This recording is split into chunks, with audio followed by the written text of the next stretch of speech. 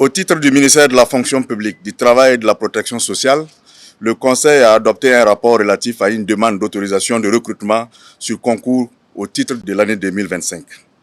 L'autorisation de recrutement, aussi bien sur concours professionnel que sur concours direct au titre de l'année 2025, qui vient d'être accordée par le Conseil des ministres, fixe à 11 404 le nombre de postes à pourvoir en 2025, contre une autorisation de recrutement de 11 320 postes à pourvoir en 2024, soit un accroissement de 0,74%. Les 11 404 postes à pourvoir autorisés par le Conseil des ministres se répartissent ainsi qu'il suit.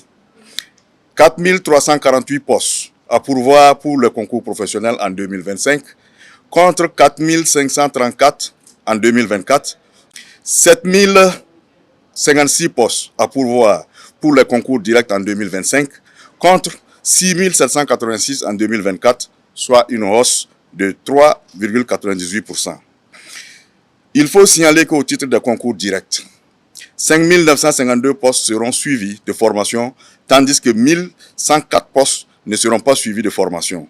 Par ailleurs, il faut souligner que des quotas seront réservés dans certains effectifs à recruter sur concours direct au profit des volontaires pour la défense de la patrie et les agents communautaires qui en remplissent les conditions. Ces quotas seront précisés dans les actes d'ouverture des concours concernés.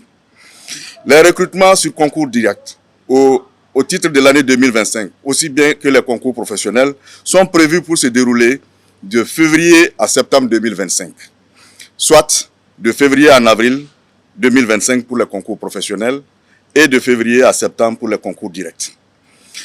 L'adoption de ce rapport permet à mon département d'organiser les concours professionnels et directs au titre de l'année 2025 pour couvrir le déficit des ressources humaines à combler et doter les nouvelles créations de structures publiques, plus particulièrement la création de structures et d'organes pour la mise en œuvre des initiatives présidentielles, l'offensive agricole pour l'autosuffisance alimentaire, la mise en service de l'hôpital de référence de Bobo-Dioulasso, la transformation du centre hospitalier régional de Manga en centre hospitalier universitaire et l'opérationnalisation de l'assurance maladie universelle. Pour ce qui concerne les recrutements sur concours sans formation, il convient de préciser qu'il s'agit de recrutements sur des emplois dont les diplômes académiques n'appellent plus de formation professionnelle. Il s'agit par exemple des médecins, qu'ils soient des médecins généralistes ou des médecins spécialistes, ou qu'il s'agisse des chirurgiens dentistes, spécialistes ou généralistes. Le Conseil a adopté un projet de loi portant modification de la loi du 2 mai 2019 qui porte organisation judiciaire au Burkina Faso. Il faut le rappeler que cette loi qui porte modification de la loi qui porte organisation judiciaire au Burkina Faso s'inscrit dans le cadre des réformes globales qui sont entreprises depuis 2023 dans le secteur de la justice et qui visent à accélérer le cours de la justice et qui visent à rapprocher la justice du justiciable et qui visent à permettre à l'ensemble des acteurs d'avoir des leviers juridiques sur lesquels ils peuvent s'appuyer dorénavant pour rendre un service public de la justice accessible et répondant aux attentes du peuple burkinabé. Que contient comme innovation ce projet de loi modificatif qui va être transmis à l'Assemblée législative de transition? Première innovation majeure, il a été adopté un projet de loi portant code de procédure pénale qui a institué le flagrant crime comme le flagrant délit. Autrement dit, aujourd'hui, dans notre organisation judiciaire, lorsque des infractions sont commises et que ces infractions sont qualifiées de crimes, il faut une instruction obligatoire. Ce qui faisait qu'on pouvait mettre 10 ans, on pouvait mettre 5 ans, sans qu'un dossier pourtant aussi clair, qui n'est pas encore passé en jugement, beaucoup se posent la question de savoir pourquoi de tels faits, quelquefois qui sont très graves, ne sont pas jugés. Eh bien, c'est parce que tout simplement, notre loi actuelle obligeait qu'en matière de crimes, il faut une instruction obligatoire. Dorénavant, avec cette loi, ce projet de loi modificatif, l'instruction n'est plus obligatoire tel que cela a été prévu dans le Code de procédure pénale.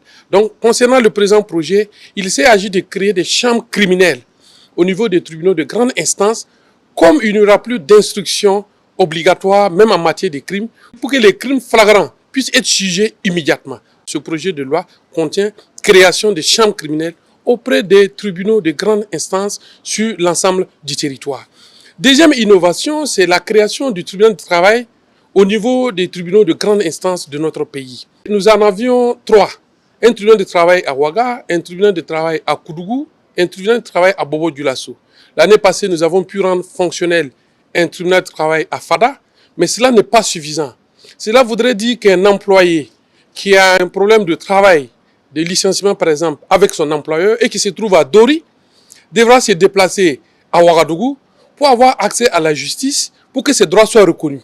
Un employé qui a Dédougou et qui a un problème de travail devrait se rendre à Bobo-Dioulasso pour voir ses droits reconnus.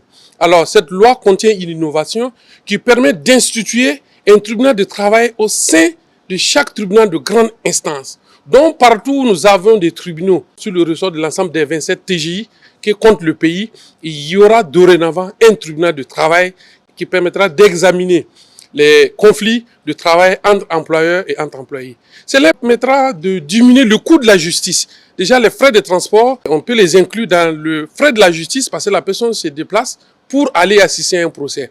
Deuxièmement, on rapproche du même coup la justice du justiciable. Ensuite, il y a la question du juge unique. Partout, nous avons des problèmes de ressources humaines. Il faut travailler avec les ressources humaines dont nous disposons actuellement pour résorber le problème. Au niveau de l'opération Kajivite, le juge siège déjà à juge unique. C'est-à-dire que la loi donne cette possibilité déjà. Il sait agir de la consacrer et d'étendre les matières dans lesquelles le juge peut statuer à juge unique, aussi bien au niveau des tribunaux de grande instance qu'au niveau de la cour d'appel. Entre autres innovations aussi, il y a le juge de l'exécution.